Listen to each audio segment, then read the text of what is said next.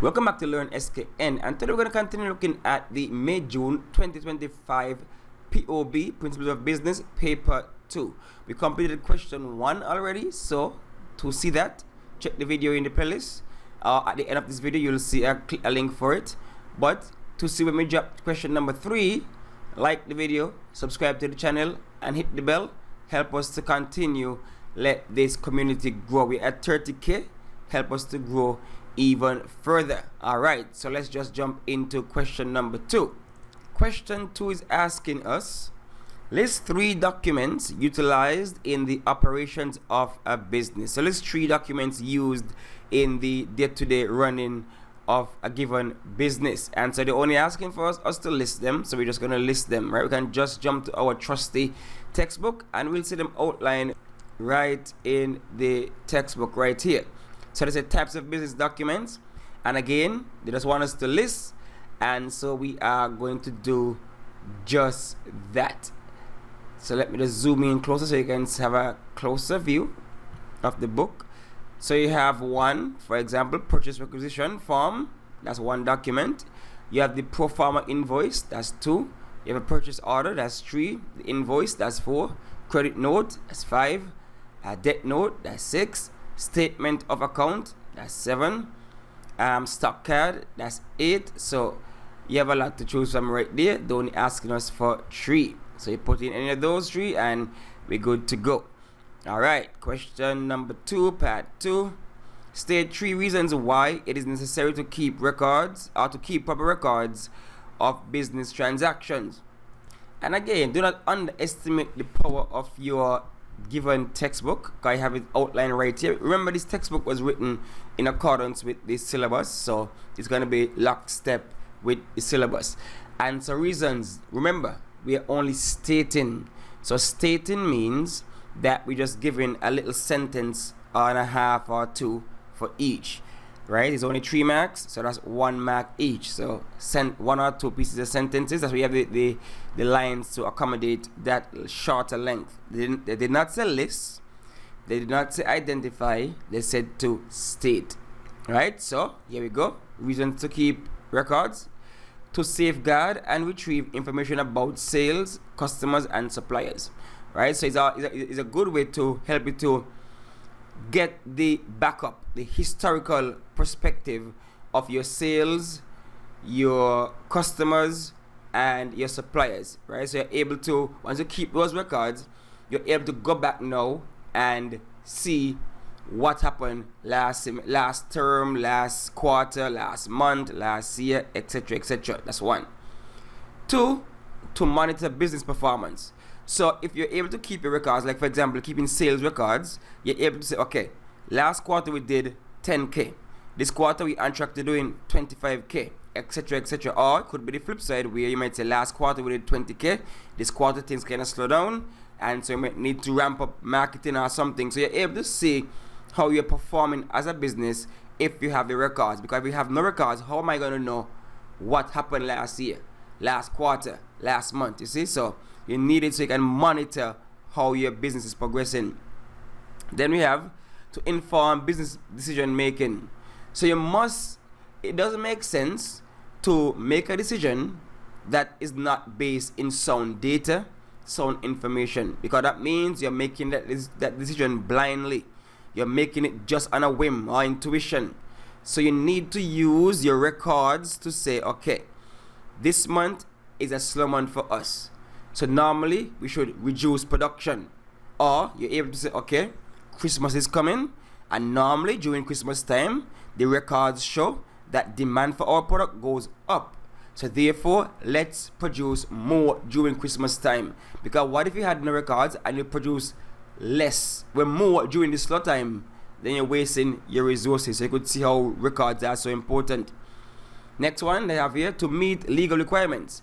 Like for example, if you're a public traded, public limited company, you must keep your records so persons, shareholders know how the company is performing. Because by law, you must be able to tell them, okay, profits might be down, profits going up, whatever. We're in the red, we're in the black. So you can make certain decisions, because shareholders need to know, should I continue to invest in this in this business? Should I continue to invest, or should I simply pull out my money out of this business? You can't be lying to the shareholders, right? So legally you need to inform persons as to what is happening in the organization. And the last one, to reduce the risk of theft and fraud. That's kind of self-explanatory, because you want to know, let's say you want to know how much money in your account. Of course, you're going to keep records of sales and those kind of things, records of your inventory, so that you know, okay, there should be 10 in the warehouse, but only 5 there. So somebody gone with them, some rat gone with some of the products, food, whatever it might be. So it helps to prevent fraud or reduce the risk of theft and fraud, because at least you have a record showing, yes, there should be X amount of goods in the storeroom, but yet it's less. Somebody gone with something. There should be this amount of money in the petty cash container, but yet somebody gone with it, right? So those are some reasons why record keeping is so important for a business. Rolling on, number 2 still. Describe each of the following types of insurance policies. So we have public liability insurance and employer's liability insurance. So now let's say describe, and so you're going to put in a little more effort into your answer. Not list, not identify, not state. You have to actually describe it. So let's go. And guess what again? Our handy dandy textbook has it outlined nicely in a table for us. So let's look at the first one, public liability insurance, or as the book here say, general liability. So what this is insurance against someone from the general public getting harmed on your property. If you're a business and somebody comes onto the business and they slip and fall, or if one of your employees did something that might have damaged that customer or anything like that, then the insurance should cover that damage or alleged damage. So that's what the public one is, to protect the company from any damage that might be caused to someone in the general public, right? So that is basically what the public liability insurance is for. So if you're liable for someone in the public getting damaged, then the insurance covers that. Then the other one was employer liability.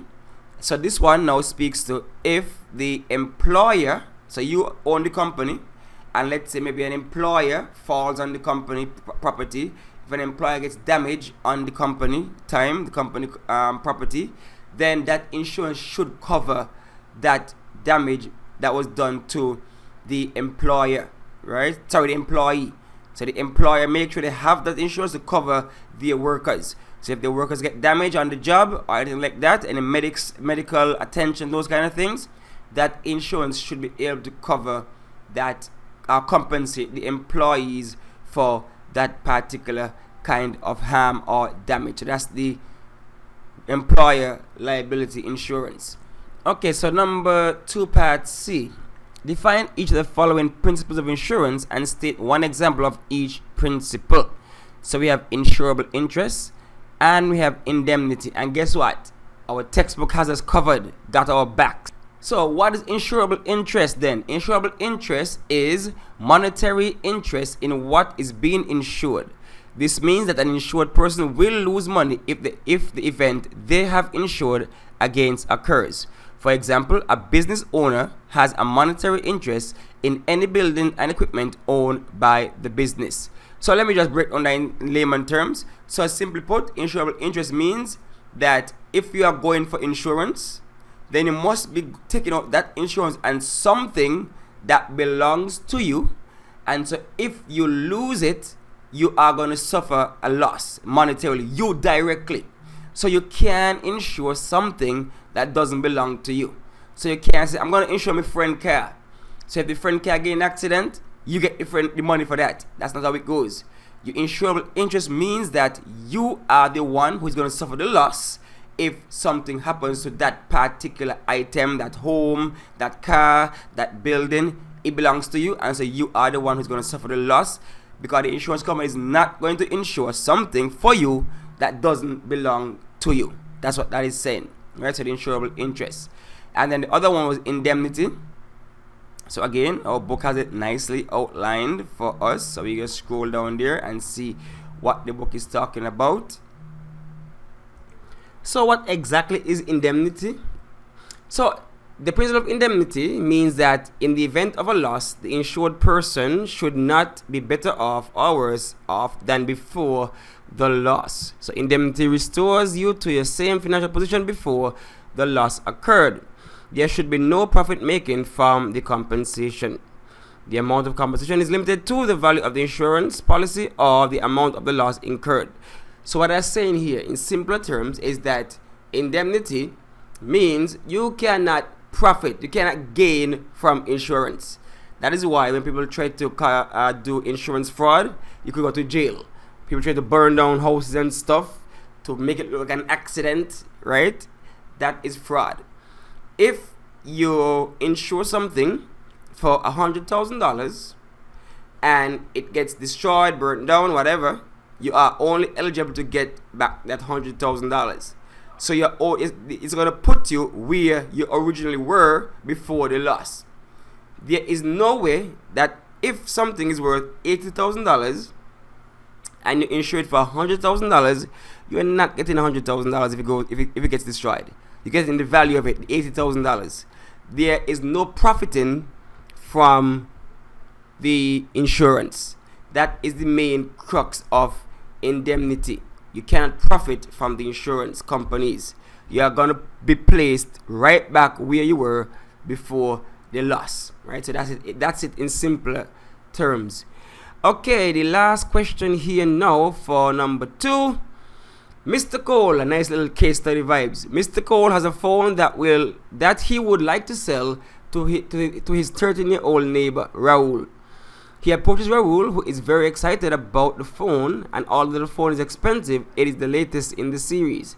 Raul tells Mr. Cole that he could only deposit half of the agreed price and that he would pay the balance at the end of the month, at which time Mr. Cole would deliver the phone to him. Raul's mother hears of the transaction and tells Raul that he recently received a phone and he should not have agreed to purchase another one. She goes to Mr. Cole and asks that he immediately return Raul's deposit.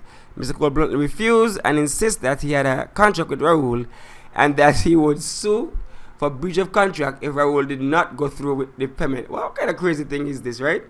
So, first and foremost, identify the principle of contract relevant to the case above. So I'm pretty sure you're already seeing red flags right there. You see the red flag right there. The biggest red flag is that Raul is 13. And so one of the principles of contracts is that you must have the legal capacity to enter into a contract. So that's what we're talking about here, capacity, right? Competence of the party or capacity. Individuals entering into a contract must have a legal capacity or competence, meaning they must be able to understand the agreement and the consequences of their actions. So minors cannot enter into a contract of that nature. Minors cannot enter into that contract. So capacity is the main thing here. So explain whether Mr. Cole is likely to succeed. If he sues Raul, of course not. He's not going to succeed. Raul is a minor. He's a 13-year-old boy. And so legally, he cannot enter into the contract. So there was no contract to begin with because Raul doesn't have the capacity to enter into a contract because he is underage. He is a minor. And so therefore, there was no contract to begin with.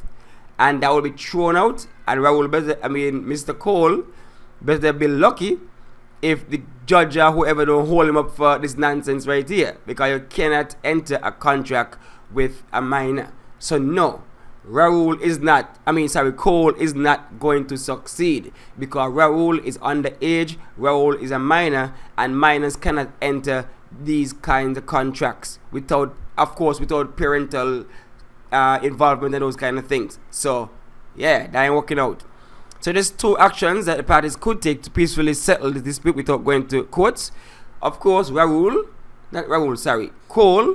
can do the common sense thing and give the kid back his money, and then everything should be fine. That's one way. Or perhaps the mom can pay the difference if she so desire. So those are 2 remedies without going to court. So the man could give the kid back his money, quash everything, or the mom so desire, she can simply say, okay, I'll pay the other half, right? So those are 2 remedies that they can use. or of course the kid could come up with the money. Either way. So those are just some of the remedies that can be used to settle what's going on. Alright, so that's it for this question. This paper is not completed as yet, so like I said at the top of the video, if you want to know when we drop a next video, question number 3 perhaps, of course, 4, 5, just subscribe to the channel, share the video, let the community grow. Right, so thanks for watching, thanks for listening.